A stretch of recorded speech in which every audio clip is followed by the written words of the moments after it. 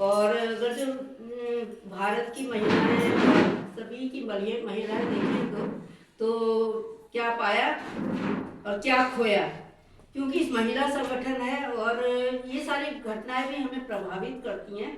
लेकिन औरतों की दशा क्या है हिंदुस्तान में? क्या उनकी इज्जत जो है वो लगातार नहीं, अपने ही घर वाले या अपने ही समाज में, मतलब ये समझ लीजिए, मैंने दुबई में और इंग्लैंड में दो चीज़ देखी।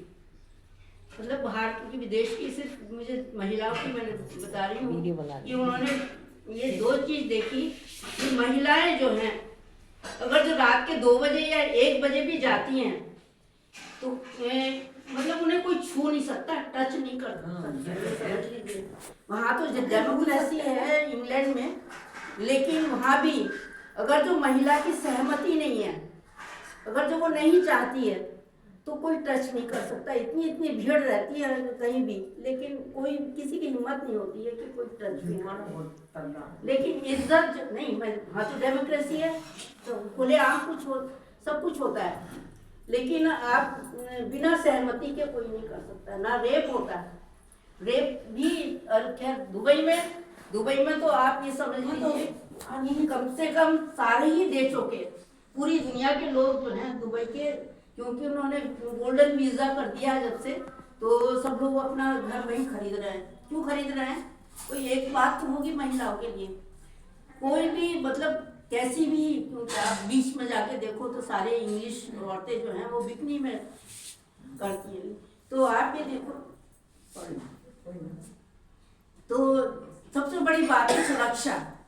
हमारे देश में जो है वो सुरक्षा जो है नहीं है, इसीलिए भारत के लोग जो हैं, अगर जो इज्जत जो कहते हैं ना कि बहुत जो कम हुई है और देशों में, सिर्फ दो ही चीज़ें हैं जिसकी वजह से हमारे देश में लोग नहीं आना चाहते।